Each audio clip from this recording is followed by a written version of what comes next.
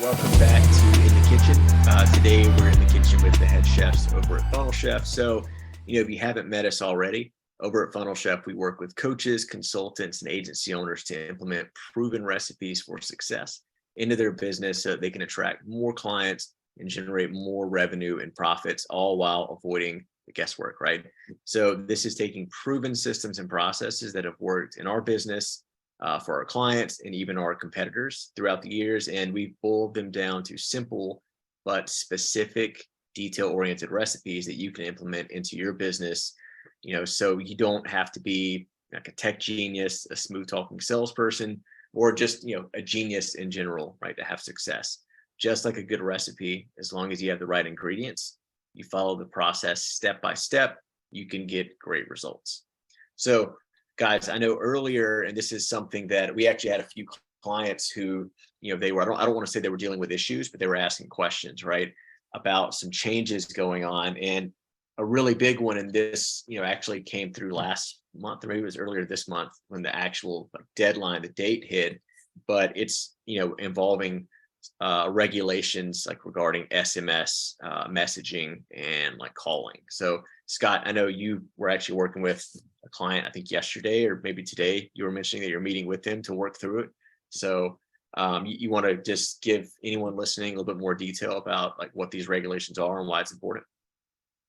Yeah, it's as simple as like not to get into technical specifics and go through a regulation page of anything of that sort, but it's basically like being able to set up your A2P registration for your business lines. And essentially, what that is doing and what is occurring is that the days of old of being able to set up a brand new number, like on a whim, that's not registered to an actual EIN or a business or something of that nature, to be able to set that number up and just go crazy with text message, voicemail drops, phone calls, and things like that for various types of promos or even just outbound calls. So, the regulation, I believe the deadline was July 7th, but what that meant is you start basically applying your A2P number, where you're submitting a registration form so that you are registering your business for those numbers themselves. So what that's basically doing is by the end of August or going through August, if you aren't a registered business with an A2P number, then your SMSs, your promos, your phone calls are all going to be tagged as basically spam, and they're either just not going to go through, or like people just will never answer your phone. So it's you've already people are already starting to see that issue with it. Let's say they're sending out 1,000 texts per day and they do not have an A2P registered number. A percentage of those text messages are automatically just being flagged or basically denied from going out. So it's not like an error is occurring in terms of like software tech, but because of the registration issues, you just aren't going to be able to send those messages out. So it's a pretty simple process, and that's the good thing about it. And like why actually it's probably a good thing moving forward is Mikey was telling us how he basically created this problem for everybody a few years ago with campaign texting. So we can thank him for that and some of the clients he used to work with. But moving forward at the end of the month of August, like anytime you're like, if you have your cell phone out, you're not going to get like potential scam calls every 5 seconds. And you're not going to get just random text messages like, hi, Derek, like, would you be interested in a king size bed? Or any of those like just wild spam risk like SMS and email or calls, because with this new regulatory issue, then everybody has to register. So if you got a text from us, for instance, from our promo campaigns, you would have to have opt in basically. And or when you get the text, it's from us because we've registered and we are identified as an actual running business. Same with anybody else who's going to be doing type of promo or calls. You can also set up your caller ID, say like Mikey's calling you from Funnel Chef, and it allows for a lot more clarity and like safety um, within the industry. So you're not just getting like 73 random messages every single day from unknowns. So it's good and bad. I mean, the main thing is just every time you set up a business and every time you set up your phone numbers, you do have to register it. And that's as simple as submitting your EIN information, your business information, basically addresses, things like that. And then obviously examples of like what kind of promo campaigns you're going to be sending out, what kind of unsubscribe information are you going to be putting in those messages. So that way they know that you're basically following the law and not just spamming and like not ever creating a do not disturb list type of thing. But it's as simple as submitting that information. And a good thing with like Funnel Chef, like it's right in there as like a trust center. So as soon as you set up an account, you can actually just go ahead and apply. Whether or not you've been in business 10 years or you've been in business 5 minutes, you still have to do this situation and actually go through and register your business and all of your phone lines. Yeah, and I think, it's a great thing because, we look back, years past, especially if you're doing a lot of outbound calls, like SMS messaging, that was how you were prospecting. You're basically just fighting through a sea of however many other people who are calling that same person, texting them. And what happens is you do have legit businesses who are doing outreach, but like you mentioned, you also have those like scams that are reaching out, right? Like you probably got the phone call from some random guy saying that you owe the IRS $10,000 and the only way they can accept payment is through Target gift cards, right? So, with these registrations, like, with you having to register your business to do this, it's cutting those people out, the ones who are just trying to scam people, or like if you get the text messages like, hey, what are you doing for dinner tonight? Right? Those are gone. And so the legit businesses who are following the process correctly, they're the ones that are now going to hopefully have a better connection rate. If you want to think about, in regards to your SMS campaigns, if you've done any sort of email marketing, you do not want 1/3 of your outbound emails going straight to spam, right? You're just wasting money. And also you're just not even having a chance to connect with these people who might be a good fit for your business. And so with registering your business correctly like this for SMS, you're doing something similar in terms of you're wanting to make sure that as many of your messages as possible are making it to that person you're sending it to. And plus, SMS has the open rate is just crazy compared to email. I think email is still great, right? Obviously, you want to use both, but SMS could be like a really strong tool to use for your marketing.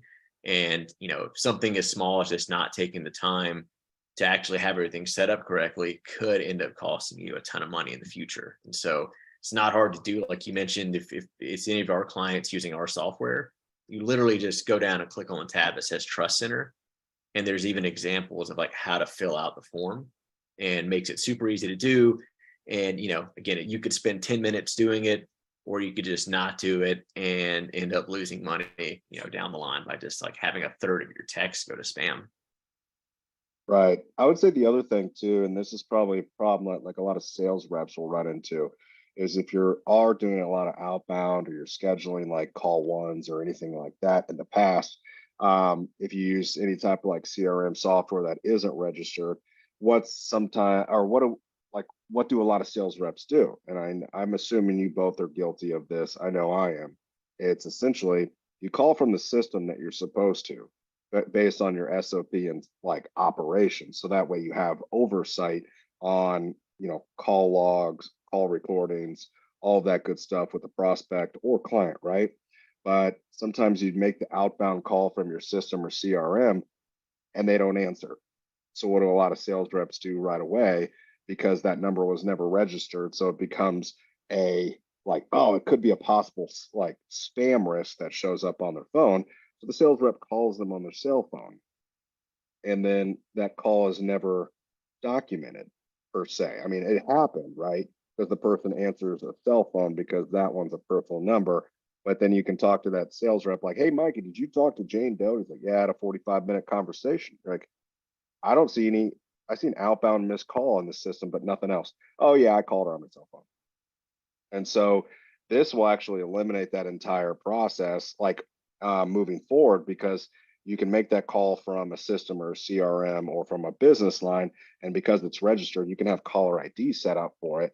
And it requires a sales organization to do that, which in turn eliminates the use of your cell phone, which is another good, I think, added benefit that you don't really see or you wouldn't think of. But especially if I'm trying to oversee operations or train sales managers or make sure my customer support's answering the calls correctly and having that communication.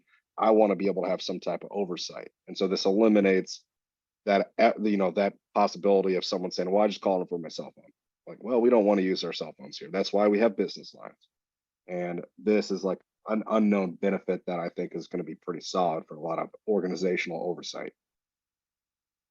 Yeah, I think sometimes if you're a smaller, like if you don't have as big of a team, that happens a lot, right? Someone's going to use their personal cell phone instead of a CRM, and sometimes this kind of goes under the rug because it never gets brought up. But a funny story. So I was actually trying to buy a new car last year, and was already talking with the rep at the car dealership, already sent over information for the deposit, everything like that. And what actually happened was the person that I was speaking to, the same day that I sent her over the payment info, she actually just randomly quit. And she was actually communicating with me through her personal cell phone. So what happened was I didn't hear from her for like a week, 2 weeks, and she was never responding to me. So I called the dealership, and they were just like, oh, well, looks like the last communication you had with her was on this date, and she actually quit a few days after that. And I was like, no, I was texting, I was communicating with them. I actually had a phone call and text messages, and they're like, oh, well, that's, a lot of our more experienced sales reps, they'll actually opt into just using their personal cell phone sometimes. But look at that situation there. They basically, I lost the car. I didn't get the car, went to someone else. But think about this in your business. If you have a sales rep, there, a lot of times, if you've ever hired and managed salespeople, there is sometimes a pretty high turnover rate, right? It happens.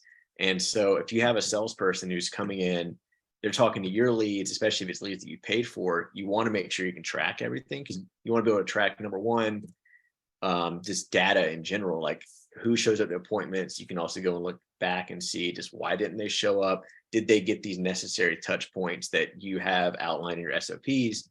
But if that salesperson quits and they're just communicating with your sales rep through their personal line, you may end up just losing that lead and never even getting that sale, because it could be someone who's interested and they're texting an employee who doesn't work for you anymore. And obviously at that point, that sales rep probably doesn't care about even responding to them because they don't work for your company anymore. So in terms of tracking, it's important, but also just for that drop off point. If you were to have any salespeople who leave, you do want to make sure that you have all of that in one system that you can track. So I'll give you a slightly better nightmare story. How about, so that on the do not call list and, do not call list, national registry, there is additional fines for text messaging someone without authorization. And in most good systems, you can have a DNC list that the phone numbers will push against, so that way you don't call someone that's on the do not call list if you've never spoken to them before and got authorization. So imagine getting a demand letter from a Chicago law firm related to a series of text messages from your business that were on someone's cell phone that you can't prove or disprove or anything. You're just sitting there with your hands like, I don't know. Happens every day somewhere, right? The whole change. One of the reasons, by the way, Scott, and thanks for making it sound like I'm a spammer, but one of the reasons for what Scott was referring to earlier, a lot of people may remember the Trump election a couple of years back. During that election, they were using ringless voicemail drops and text blasts as part of the Trump campaign to get information out there. And they were using spoofed numbers, meaning they were sending the text on behalf of someone else without actually sending it from their number. So the numbers weren't linked with the actual sender, if that makes sense. So for instance, I would be sending a mass text blast, 10,000 text messages, but using Scott's number and acting like Scott. So then the people would call back and they'd call back in and start talking to Scott. It's created all kinds of problems. In any case, that's what he was referring to, and a conversation between myself and some other individuals that kind of led to the proliferation of that in campaigns and election campaigns, which I used to market for. But going back to the actual topic, turnover is high with salespeople. 95% attrition in 2 years is the average for a sales organization nationally. So if you figure you're only keeping 5% of your sales reps over the course of 2 years, you're turning some people over. You want that information in your system so that you can reference back to it. 'Cause the fact of the matter is, everybody on earth considers a communication with your company as a communication with you. They don't look at there being any real differentiation. So since you only get one, first impression, you don't want that to be looking like an idiot.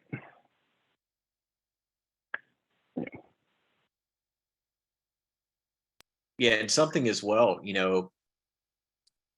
and I kind of mentioned this briefly before, but if you've had any experience with email marketing, you obviously you don't want all of your messages just going to spam, because you're wasting money, you're wasting just time when you could be communicating with that prospect. I'm sure a lot of people have seen more and more now how popular SMS is, like, just for marketing in general, because the open rate is so much better. So what you don't want to do is run into that same issue of text going to spam, right? If it's a really good tool, if you're using it correctly, but also think about it from this perspective. If you're using that same system to communicate with your current clients, right? Whether it's reminders for meetings, just sending them more promos. So even people who you've already started working with, and if you don't have your system set up correctly, your messages may not be making it to them either. So it's not only just your outbound messaging, but it's also messaging for current clients you're already working with. So what you don't want to do is run into that issue, or people that you already work with, maybe you want to send them a reminder for your meeting and your reminders are never making it to them and you don't even know that. And then you have people who are just accidentally no-showing meetings with you. So, aside from wasting time not speaking to people, or your message is not making it to prospects, you also don't want to waste time from your messages not making it to actual clients as well. So that's just, some food for thought there. And again, we could probably go into this topic like a lot deeper about why it's important. It's a simple fix. Like you mentioned, Scott, if you're using our software, you just go to the trust center and then fill out the form, right? It takes a little bit of time to get approved, but once that's back, like, you're good to go. And again, I think it's going to be positive in the long run, right? Those scammers who are calling, your grandmother to try to get her to go get some Target gift cards to pay off her made up debt to the IRS. Those people aren't going to be making it through the lines now. So the actual legit businesses who are calling people with something legit to offer to help them with, hopefully their connection rate is going to be higher, and you can actually help more people that way. And so something, this is also, I know, Mikey, you've actually worked, I think, with a lot of clients like this, but this is, we were discussing this earlier, and it's, people in corporate roles, this could be someone maybe closer to the end of their career. It could also be someone closer, like, in the beginning, but the transition period that they go through when they decide to leave that corporate role and they decide that they want to start their own business, right? They want to be an entrepreneur. They want to start doing their own private coaching or consulting. What are some of the major questions that you feel like you've heard? Maybe not even questions, but some problems or adjustments that, someone in that position might, have or might be dealing with. So most of the guys and girls that I work with are, senior level executives, high level VPs in a corporate function, at least the ones that are not already entrepreneurs that want to transition over. And they've been predominantly in a specialized role. They've been in HR their whole career. They've been in construction operations their whole career. They've been in tech their whole career. And being siloed like that throughout their whole career, there's the concern of, what else haven't I learned that I need to know, right? Because as an entrepreneur, you're wearing 30 plus hats. I think I actually wrote a list one time of all of the specific specialty titles that you could have in just a sales and marketing company. It was like 32 different specialties. So as an entrepreneur, sales and marketing entrepreneur, 32 hats that I have to wear. It could be 32 different systems that I have to understand. It could be, 32 different sets of regulations that I have to understand. So the concern is I got this area of business, but I don't understand everything else, and now because you're stepping out there, you're stepping off the bridge, if you would, you're stepping off the diving board into the deep end of the pool. You don't have that parachute. You don't have that support of other specialists in the company, which you would have had if you just kind of moved up to the CEO role, right? So that's always one big concern, which that one can be addressed pretty easily if you, through networking and working with other entrepreneurs, working with consultants, coaches that have that stable of specialists, they can bridge that gap for you and kind of shorten the learning curve. Not for nothing, a lot of things can be found on, Fiverr. You can find someone that's really good at one area of what you have to deliver. But I think a major pitfall that people kind of fall into is thinking that they have to have the most powerful system or the best system or all these specialty systems when it comes to their business, right? Like a good example of that is Five9 for anybody that's heard of it. It's a good phone system. It's great if you're running call centers. It's kind of useless if you're making one-to-one calls as a solopreneur, right? Another good example is getting an office space. What do you need an office space for? You need somewhere to meet with clients potentially, but let's be honest, most clients, they want to meet with you on a Zoom call. They don't want to meet with you, in person anymore. They don't want to get in their car and schlep through traffic to shake your hand, maybe once. But after that, they like the convenience of, something like this. Email is another one that comes to mind. High-end retargeting, it's not something that you're going to be using when you first start out as a solopreneur. So try to do too much when you don't really need to, and overthinking the parts of the business that are really not your specialty. And one of my favorite sayings is let the shoemaker make shoes. Kind of stay in your lane, and that's going to be the fastest way to success, in my personal opinion. Yeah, like you don't have to know everything, right? I think it's really like a simple way to put that is that no one expects you to be an expert in everything. And if you think you are, you're probably not, right? So there's nothing wrong. There's no shame in understanding, hey, maybe I don't know everything regarding this topic. Maybe I should reach out and get help. And I think a lot of people, especially when you first go into starting your own business, you're probably an expert at solving that problem that you want to solve for people. And you're good at that. But obviously, when you're running your own business, like you mentioned, you're wearing a ton of different hats, right? Maybe you're really good at solving this problem, but you're not great on the marketing side. Like you don't even really know where to start. Well, there's nothing wrong in either like hiring an agency or getting a coach or a consultant to help you out. It's probably actually going to be cheaper than even hiring someone, because that's something as well. Think about if you were to hire someone to like manage your sales team, right? Or manage like everything on the marketing side. How much do you think you'd have to pay someone like that who's good? Like, what do you think their yearly salary would be, right? Probably not cheap, because if they're good at it, then they probably have some other offers. But, think about it. If you just paid a coach, $10,000, $15,000 to work with them for a year or even 6 months, right? That's a lot cheaper than what it costs to hire someone in-house. Plus, if you're a smaller business just getting started, you probably don't need 40, 50, or 60 hours from someone to help you out with your marketing or even just with your sales, right? You just need someone who's there when you need them and you can actually provide value and help you. So when you're first starting a business, it definitely is, you want to try to manage your expenses, right? If you don't have a ton of cash coming in the beginning, you do want to make sure that you're not sending a ton of cash out, at least anything unnecessary.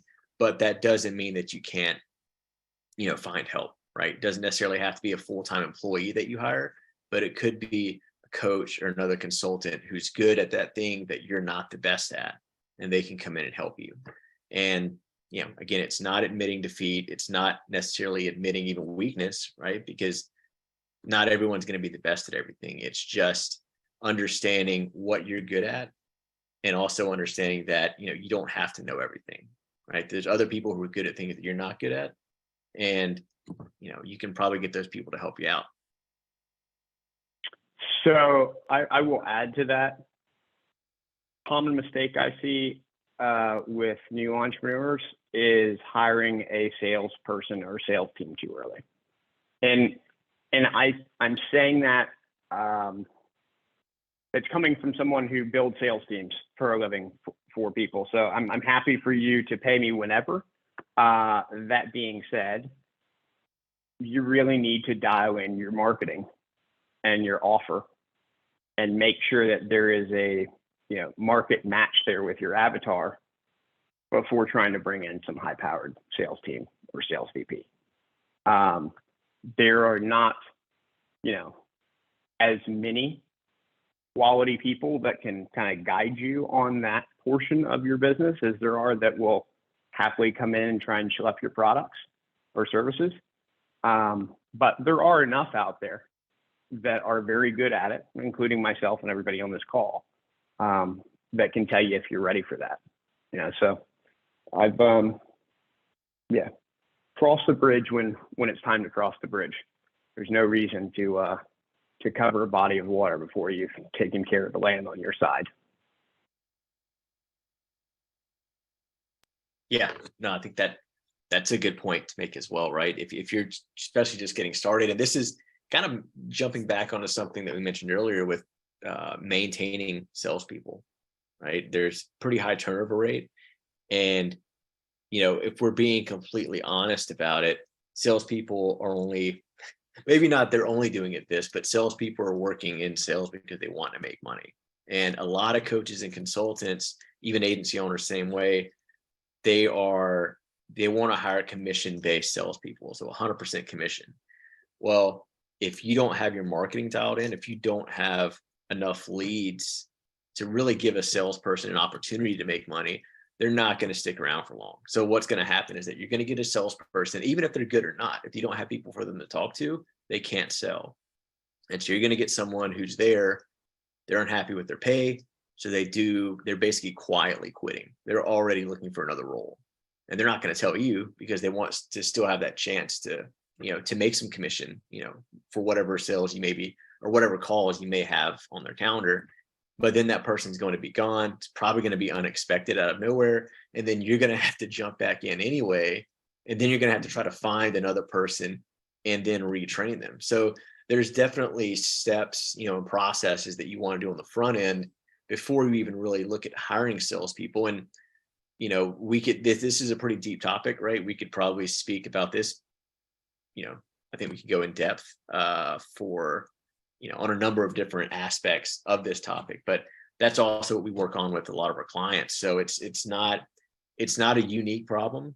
I think a lot of people have this issue, especially if it's someone who's new or starting their business, is that they see all these things that they think that they need, and they're convinced that, hey, I need this to have success. I need this to have success, right?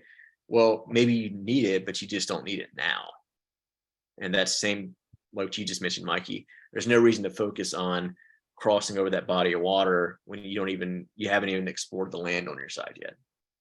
So it's just jumping ahead of yourself. And what happens if you try to cross this body of water to get something that you need?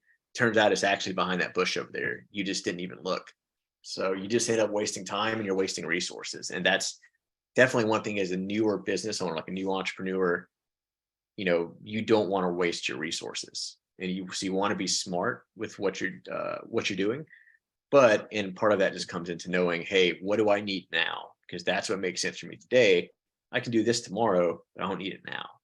And I think this actually smoothly just transitions into, I know, Scott, you and I were speaking about this, but maybe this isn't even just newer entrepreneurs, right? But just entrepreneurs in general. There's this message that's being communicated to them that they need like 10 different types of software to get the job done. And, a lot of that I think comes from, there's always something new and shiny. And you're like, man, I really need this. Well, kind of like what Mikey just mentioned, maybe you don't need it now, right? Maybe you don't need this huge, powerful auto dialer for you and your one salesperson to call 100 people, right? So, Scott, do you want to go into detail on that a little bit more and just kind of, I guess, clients we've worked with and, what that's looked like? Yeah, for sure. I mean, the big thing there is like if you're starting to get into the industry, like or your transition, or as you mentioned, you've been in it in a while. As soon as you start doing any type of research on Google or Facebook or anything, then obviously you're going to start getting hit up with every ad set known to man about this one new powerful tool or this new system, and or like you just need to add this into your business and it's going to take you to the next level. Um, and I think that's where a lot of paralysis occurs with newer entrepreneurs or even companies who are maybe at a plateau or continue looking to scale is uh, what is it that's going to take me to the next level, right? Or what's going to help me jumpstart my online entrepreneur business or even brick and mortar? Well, if I just get this one AI software, then everything in the world is going to be automated for me, and all I have to do is count my money. Like that'd be great if it worked like that, but it doesn't. And that's where I think a lot of people are always looking for the next software, the next solution that they think is going to just make their life easier. Now we've talked about this previously in podcast. I mean, like really at the end of the day, getting going and like either continuing your pace that you set in business because you're already making money or already scaling is the most important thing. Or if you're just starting out, it's literally just getting your message out to the audiences. So I think the most important thing you can do is use all the resources you have on hand, like free platforms like Facebook, LinkedIn, Instagram. All of that stuff is going to be your go-to to start if you're transitioning into a corporate role or going from corporate into an entrepreneur role, and just knowing it's going to take time to get everything dialed in.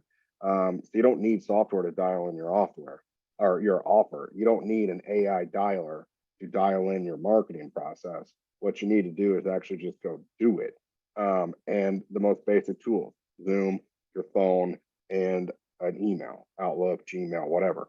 If you can use those software tools and then get on social platforms, you don't need anything. But as you start growing and scaling, that's where, you can really start um, really start building up like software suites to basically suit what you're doing in business.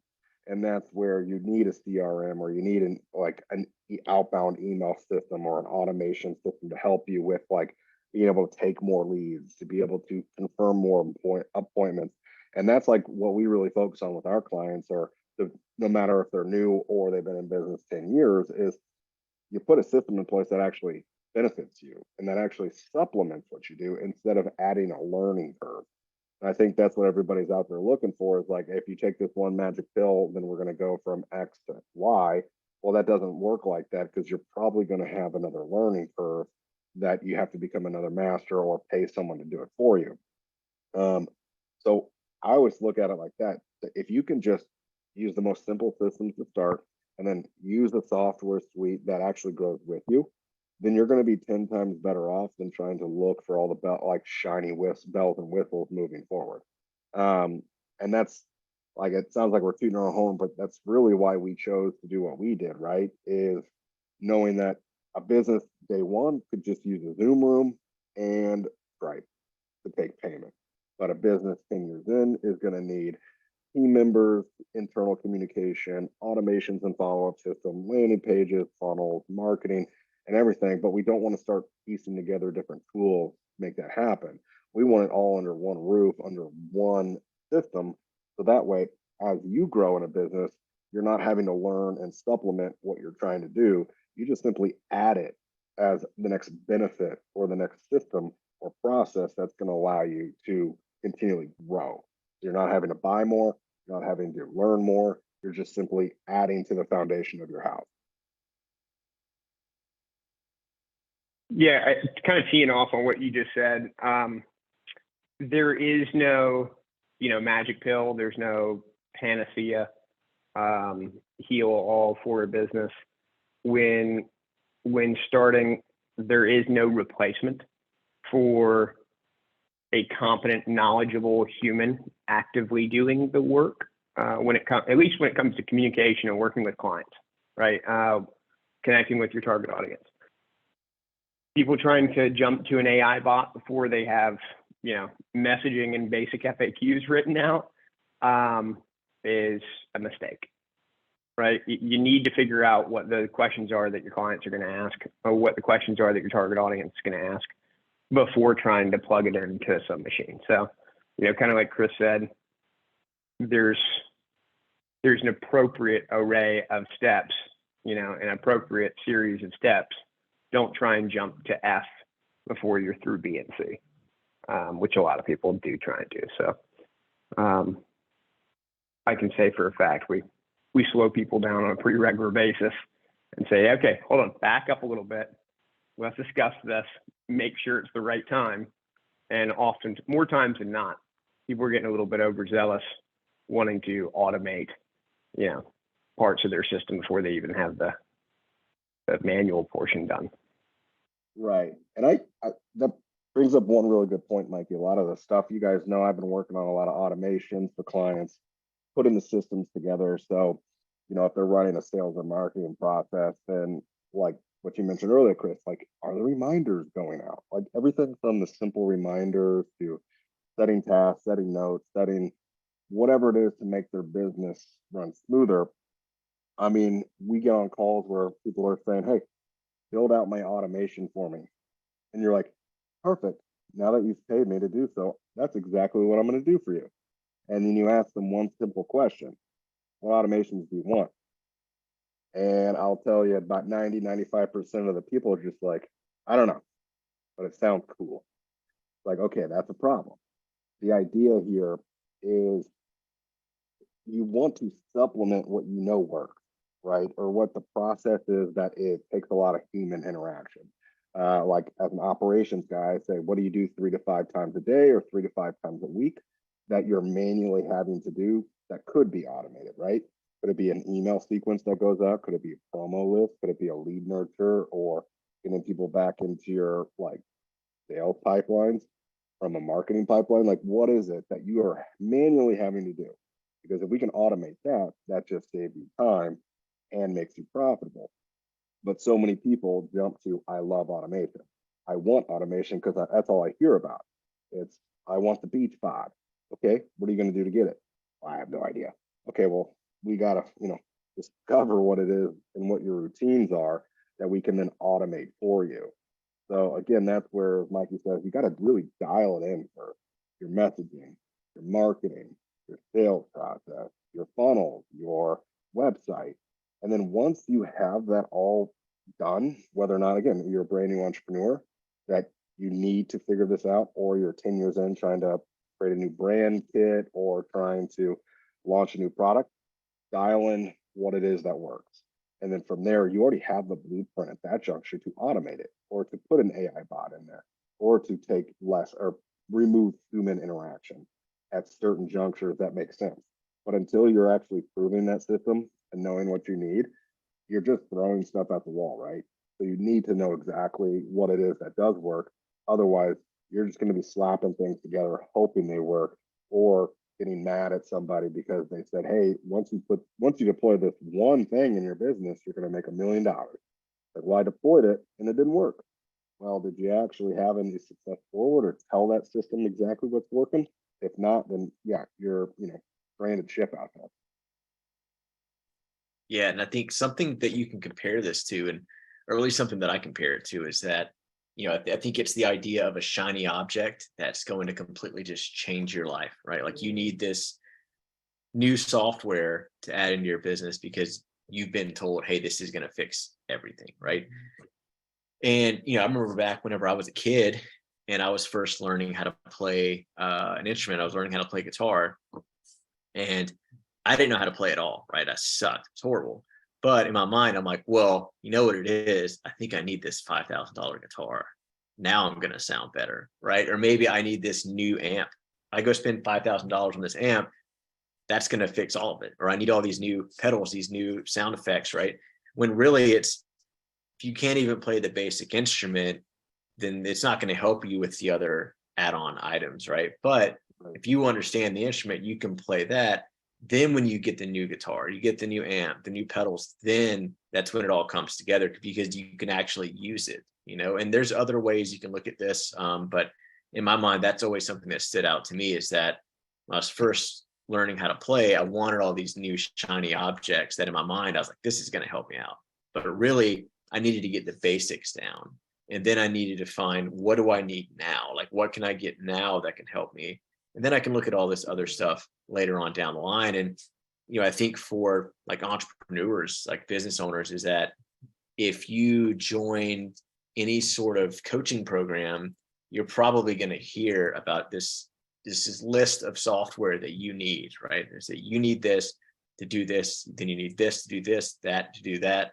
And you know, the truth of it is that it's probably, I'm not saying this in a bad way, but you know, that coach who was offering or mentioning all these different types of software to you, they probably had an affiliate link with those. So they were selling you on this software they were also going to get paid off of. And that's not necessarily a negative thing, right? Like doing affiliate work, promoting other softwares, that's great. But do you really need 6 different types of software whenever you could find one tool to do it? And that's what a lot of our clients, they end up saving money as well as saving time, because they end up cutting all these other types of software off and they're consolidating it into one, basically like powerhouse that can do your email marketing, your SMS, your outbound calling, managing your social media. You can track all of your ad spend through different platforms there. It's a CRM. You can build all your funnels, websites, landing pages, build your courses there. Like the list keeps going on, is that this one tool does all of that. And so it's that, what do you really need today? Because maybe that's not what you need tomorrow. But what if you already had one tool that already has everything you need in it? Then it's already just there. Like you don't have to use it, but it's there. And as well, you know, if you have one system, if you're planning on growing your team, imagine having to set up 8 new accounts and logins for every piece of software anytime you have a new person come on. And then there's the learning curve on their end of learning that software as well. So it's, you know, if you, anything you can do to make it easier on yourself and simplified, like that's, I don't think that's going to be a bad thing, because again, you don't want to waste time doing unnecessary things, because especially if you're just getting started as well, it's even more important there, is that, you know, really you have to make the most out of all of your resources, and that includes your time and your money. So whatever you can do to make sure that's dialed in and that you're not wasting time and money doing the most productive thing that you can do for your business, like that's going to be important, super important for a new entrepreneur, but just equally as important for someone who's been in business for a while as well. Yeah, I would. I'm gonna just say one thing about the guitar thing, because that's a great analogy. Because I started taking guitar lessons a few years back, and I was like the same thought. It's like I just need all of it, and so I wanted a really really nice guitar with some sexy pickups in it that just sounded hot and fresh. And my guitar instructor goes, his response was, "Great, now you can hear your mistakes even more clearly." Um, and so you just basically amplified how bad you are. And I was like, man, you don't have to throw shade at me like that. Um, but that's kind of the same mentality. If you get 9 different softwares and you don't know how to use it, all you're doing is amplifying what you don't know.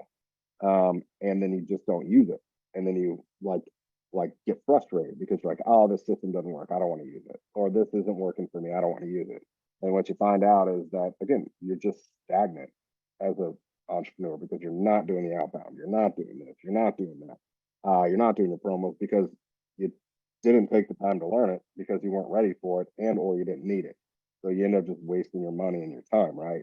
And then you come back and tell yourself, like, I just don't like marketing because none of it worked for me. I'm like, I bet it didn't, because you took a template from Jane Doe, John Doe, sent it out one time and thought, man, I was going to close $100,000 in business this month. And the system didn't work for you. But yeah, being able to figure out exactly what you need right now in your what stage and what time frame you are in your business. It's huge. And then be able to supplement that over time with additions and add-ons is it's gonna behoove you as an entrepreneur 10 times better. So getting into something that can grow and support with you and just add to what you're already doing instead of having to be like what we've talked about before. Go out and subscribe to something new, add that into the SOP rotation, add new team members to it, go through the training, go through the learning, and then at the end of the day, you're probably just mad at it. So again, finding something that grows with you, that's not like an a la carte system. That's going to cost you more time and effort and anger in the future. But one, like just pick something, right? Whether or not it's our software or something else, pick something and stick with it. And make it as simple as possible, meaning use the least amount of systems possible, because the more you have to learn, the less you're going to end up doing. So two things there that resonate with me, and I think that whoever listens to this should hear and really take note of. Less is more, first of all. When you're trying to market 30 different ways from the jump, you have not dialed in any of those marketing channels. Start with one thing, get it right, get it working, get it where you want it to be. You know, is it hitting best practices KPIs? And then move to the next thing. Don't try and take on two things at once, because you'll go in an attempt to do everything, you do nothing. Fact. Number two, huge mistake I see people make is trying to use canned scripts or prior existing scripts for things. Maybe, you know, for instance, with email marketing, trying to use the templates, or going to and using text templates, or using direct messaging organic templates. Those templates, when using them verbatim, are not your voice, and they're not tailored to your audience's ear. You want to work with people that like you, that are like you, and that your voice resonates with. Those are the ones that you're going to be able to communicate with, connect with the best. So by using somebody else's script and copy, you're taking away from the impact that you could have. I'm not saying don't use a template as far as an outline. I'm not saying don't use a proven structure, but put it in your own words, and be genuine. It may take you a little bit longer to find that first person, but at least that person's going to be your person.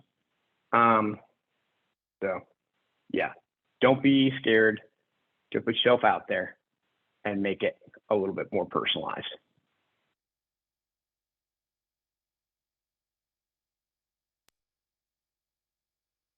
Yep. No, I agree. Be yourself, right? I think that's people hear that in life, but I think with your business as well, especially with your marketing and your messaging, you need to have some sort of way to stand out. And maybe that's not reinventing the wheel, but it's with your voice. So, and I think that definitely gets overlooked, I think, quite often. Whether it's just throwing templates somewhere, or whether it's just not even using templates, but just using preset messages and whatever, software you may be using there to get that info from. So, guys, thanks for hopping on the call, listening to us today. Again, if you haven't met us already, over at Funnel Chef, we work with coaches, consultants, and agency owners to implement proven recipes for success into their business so that they can attract more clients and generate more revenue and profits, all while avoiding guesswork, right? So this is taking proven systems and processes that have worked. So it's worked in our business, our clients, and even our competitors, right?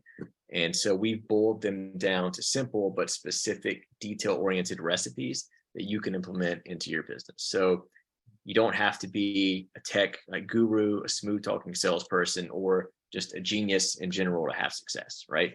Just like a good recipe, as long as you have the right ingredients and you follow the process step by step, you can get results. So if you want to learn more about us, potentially speak with us, see if we're a good fit to work together, find us online. It's pretty easy. It's just funnelchef.io. We're on Facebook, Instagram, YouTube, Google. The internet's listening to us everywhere. So we're pretty much everywhere. So if you want to learn more, go to funnelchef.io find some info from us there. And if you want to talk to us, there should be a link there to schedule a call. Typically, we only want to work with good people who are doing good and they're actually helping people, solving real problems. So there's nothing you can just go to our website and buy. Typically, we just like having a 15-minute phone call with someone on the team, seeing if we're even a good fit to work together. And then we can look at potentially having that next conversation later. So if you want to learn more, go to funnelchef.io.